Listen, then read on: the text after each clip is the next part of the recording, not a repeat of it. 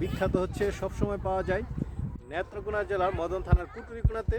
কারণ এখানে অনেক অভিজ্ঞ খামারি রয়েছেন, তাদের হ্যাচারি রয়েছে, তারা ডিম থেকে বাচ্চা ফোটান এবং তারা জানেন যে আসলে কোন হাঁসটা ডিমের জন্য ভালো। আমরা একটু তাদের সাথে একটু কথা বলি।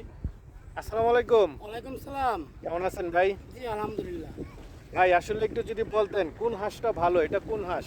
এটা খাকি ক্যাম্পবেল এবং জিন্ডিন, এটা হলো বাংলাদেশের সেরা হাঁস ডিমের জন্য। ডিমের জন্য এই হাঁসটাই সেরা। সেরা দেখেন দর্শক বন্ধুরা, এই হাঁসটাই ডিমের জন্য সেরা।